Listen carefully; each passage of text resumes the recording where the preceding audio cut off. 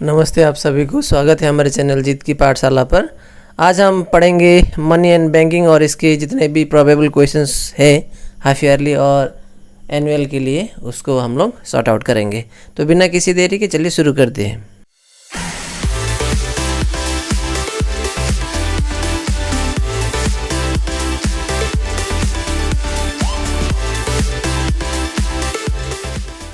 तो सबसे पहले देखेंगे 1.01 व्हाट इज़ बार्टर।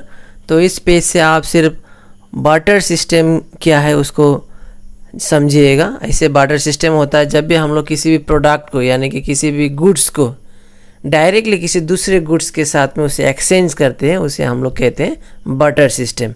ये बहुत सिंपल क्वेश्चन है जो कि लॉयर क्लास में आता है, तो इसको इतना इम्पोर्टेंट देने का ज़रूरत नहीं है क्योंकि आप सभी को इसको पता ही होगा। तो चलिए आगे बढ़ते हैं और अगला जो पेज है उससे देखते हैं इम्पोर्टेंट क्वेश्चन। तो 1.02 में है डिसएडवांटेजेस ऑफ बार्टर सिस्टम। इस पेज से आप एक क्वेश्चन लिखिएगा, what are the demerits of barter system. आपको पता है कि पहले एंशिएंट पीरियड में बार्टर सिस्टम एग्जिस्ट था, लेकिन ऐसे क्या कारण थे जिसके चलते बार्टर सिस्टम ख़त्म होके मनी इकोनॉमी जो है अभी वर्तमान में है। तो डिसएडवांटेजेस ऐसे बहुत सारे थे बार्टर सिस्टम के, या फिर डिमेरिट्स बहुत सारे थे, तो उनको जानना ज़रूरी है। तो डिसएडवांटेजेस ऑफ बार्टर सिस्टम आपको दिला सकती है 2 से लेकर 4 मार्क तक, तो इसको लिखना ना भूलिएगा। ये बहुत इजी क्वेश्चन है। चलिए देखते हैं अगला पेज पे। तो इस हिस्सा में दिया गया है कि बार्टर सिस्टम जो था आखिर बंद क्यों हुआ, तो इस क्वेश्चन को लिखिएगा। इवोल्यूशन ऑफ मनी इतना इम्पोर्टेंट नहीं है डिसएडवांटेजेस और डिमेरिट्स ऑफ बार्टर सिस्टम जितना। आप पहले डिमेरिट्स ऑफ बार्टर सिस्टम को पढ़िए और हो सके तो उसके बाद इसको एवोल्यूशन ऑफ मनी को पढ़िएगा। बार्टर सिस्टम के बाद तुरंत ही पेपर मनी नहीं आया, बार्टर सिस्टम हुआ, उसके बाद एनिमल स्टैंडर्ड, फिर आया मेटलिक स्टैंडर्ड, कॉइनेज, उसके बाद आया पेपर मनी। तो इसको सिर्फ आप barter system, animal standard, metallic standard, coinage और पेपर मनी इतना अगर आप दिमाग में बैठा लेंगे तो इसको लिख सकते हैं। क्योंकि बार्टर सिस्टम जो था, बार्टर सिस्टम में goods were exchanged of goods, यानी कि गुड्स को ही डायरेक्टली गुड्स के साथ में एक्सचेंज किया जाता था।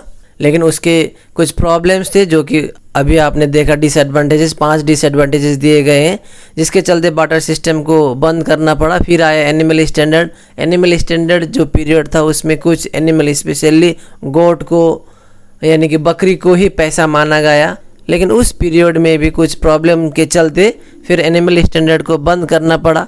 फिर आया मेटलिक स्टैंडर्ड, लेकिन मेटलिक स्टैंडर्ड में भी गोल्ड और सिल्वर स्पेशली का इस्तेमाल किया गया, लेकिन उसमें भी बहुत सारे प्रॉब्लम के चलते क्या किया गया, उसको बंद करके फिर कॉइनेज आया और उसके बाद कॉइनेज के बाद आया पेपर मनी। तो ये शॉर्ट में था, मैंने शॉर्ट में बताया आपको। तो इन्हीं चीज़ों को अगर आप एक्सप्लेन कर देंगे तो आपको मार्क मिलेगा। इसको सिर्फ आप क्या कीजिए, इसका नाम याद रखिए और खुद एक्सप्लेन कर दीजिएगा, लेकिन डिसएडवांटेजेस ऑफ बार्टर सिस्टम जो है उसको ज़्यादा फोकस कीजिएगा। ठीक है, तो बढ़ते हैं अगले पेज की ओर। इस पेज में जो 5 स्टेज मैंने अभी बताया वो सारा स्टेज इसमें एक्सप्लेन किया गया है। अगर आप इसको पढ़ेंगे तो समझ में आएगा, नहीं तो मैंने जितना बोला वही चीज़ को इसमें एक्सप्लेन करके दिया गया है।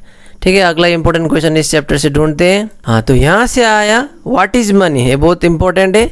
और उसके बाद आया characteristic of money. Characteristic of money में एटलीस्ट कम से कम भी आपको 2 कैरेक्टर जानना जरूरी है। ये जो बोल्ड लेटर्स में लिखा है, money must have general acceptability, money must have cognizability, money must have durability, money must have homogeneity. इतना ही अगर आप पढ़ के जाएंगे जो बोल्ड लेटर में लिखा है उतना ही सफिशिएंट है। इसको एक्सप्लेन करने के लिए नहीं आता है, मेंशन आ जाता है, तो मेंशन में आप इतना लिखेंगे तो मार्क मिल जाएगा।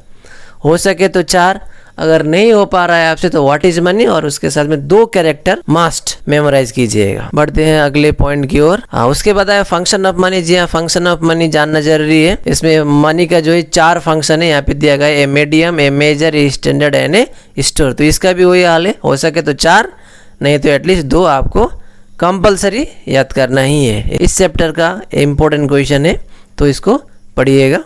बढ़ते हैं अगले क्वेश्चन की ओर। तो 1.07 में टाइप्स और क्लासिफिकेशन और काइंड्स ऑफ मनी दिया गया है।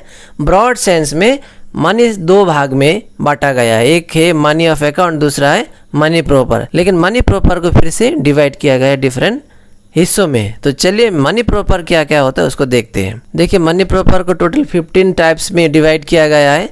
ये 15 में से सभी पढ़ने का ज़रूरत नहीं है। आप क्या क्या पढ़ेंगे, आप पढ़ेंगे what is legal tender money, उसके बाद आएगा what is non legal tender money, उसके बाद है what is token money, what is cheque money, उसके बाद आएगा व्हाट इज़ ब्लैक मनी।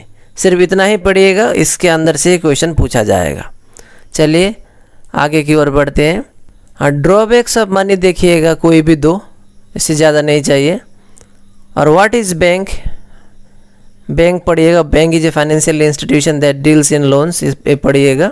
उसके बाद 1.11 ओरिजिन ऑफ बैंकिंग से आप देखिएगा, the bank of Hindustan the first bank of India was set up in 1770, यानी कि इंडिया का सबसे पहला बैंक जो स्थापित हुआ उसका नाम था द बैंक ऑफ हिंदुस्तान, जो कि 1770 में इस्टेब्लिश हुआ। जबकि आसाम का पहला बैंक है गुवाहाटी बैंक, जो कि 1926 में इस्टेब्लिश हुआ। ठीक है, उसके बाद यहाँ पे जितने भी बैंक है उनका नाम याद रखिएगा, स्पेशली जो फुल फॉर्म दिया गया है, जैसे कि आरआरबी हुआ रीजनल रूरल बैंक, आईडीबीआई हुआ industrial development bank of India. तो ज़्यादातर चांसेस है आपको नाबार्ड का पूछेगा, national bank for agriculture and rural development. उसके बाद आया फंक्शन ऑफ सेंट्रल बैंक, लेकिन उससे पहले आपको याद रखना होगा कि इंडिया का जो सेंट्रल बैंक है वो है रिजर्व बैंक ऑफ इंडिया, और ये 1935 में इंडिया में एस्टेब्लिश हुआ। और वर्ल्ड का सबसे पहले जो सेंट्रल बैंक था वो था रिक्स बैंक स्वीडन का, जो कि 1656 में एस्टेब्लिश हुआ था। आगे बढ़ते हैं। ये जो सेंट्रल बैंक का फंक्शन है, हो सके तो आपको 4 याद रखना जरूरी है, क्योंकि यहीं से क्वेश्चन आएगा और बहुत इजी है। जो बोल्ड लेटर में लिखा गया है उसको ही आप ध्यान में रखिएगा, सारा एक्सप्लेन करने का जरूरी नहीं है। नेक्स्ट क्वेश्चन को देखते हैं। कमर्शियल बैंक का जो टॉपिक है, इसमें से सिर्फ आपको 2 फंक्शन कमर्शियल बैंक का याद रखिएगा। चलिए देखते हैं नेक्स्ट पार्ट। जी हाँ, नाबार्ड का फंक्शन 2 याद रखिएगा, कोई भी 2। चलिए आगे बढ़ते हैं। और छोटे मोटे जो बैंक दिए गए हैं जैसे कि SIDBI, ये कब एस्टेब्लिश हुआ, ये सारा आपको याद रखना जरूरी है। तो 1.13 से आपको 1-2 मार्क का क्वेश्चन याद रखना पड़ेगा, और वो है नॉन बैंकिंग फाइनेंशियल इंस्टीट्यूशन और बैंक में क्या डिफरेंस है। ठीक है, चलिए आगे बढ़ते हैं। एक्सरसाइज से अगर हम लोग बात करेंगे तो what is barter, what is money, उसके बाद function of money, legal tender money, उसके बाद रिप्रेजेंटेटिव पेपर मनी भी जानना जरूरी है। बैंक आया, in which year reserve bank of India setup. उसके बाद आप देखेंगे how does the lack of double coincidence of bonds creates problems in the barter system, इसको देखिएगा। उसके बाद what is store of value. उसके बाद आप देखेंगे क्वेश्चन नंबर 6 को, और जो मैंने बोला था how are the non banking financial institution different from bank, ये 2 मार्क का एक टेबल बना के 2 डिफरेंस लिखिएगा। और लॉन्ग आंसर टाइप क्वेश्चन में डिमेरिट्स ऑफ बार्टर सिस्टम 4, जो कि पहला पार्ट में ही है डिसएडवांटेज ऑफ बार्टर सिस्टम। उसके बाद मनी का कैरेक्टरिस्टिक लिखिएगा, 4 लिखा गया, एटलीस्ट 2 याद रखिए। फंक्शन ऑफ मनी भी वही है, 2 याद रखिए।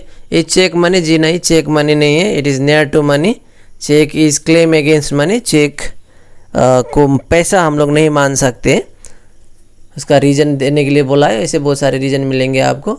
और प्रॉब्लम्स दिया गया है, इतना इंपॉर्टेंट नहीं है, लेकिन explain any 4 function of central bank of India, ये तो ज़रूरी है। और कोई भी 2 फंक्शन ऑफ कमर्शियल बैंक। और यहाँ से अगर आपको शॉर्ट नोट लिखना पड़ा तो नाबार्ड का लिखिए, बाकी इतना इंपॉर्टेंट नहीं है। तो इसी के साथ आज का ये पार्ट जिसमें हम लोग ने देखा कॉमन क्वेश्चन जो कि आने वाले हाफ ईयरली एग्जाम और एनुअल में आ सकते हैं।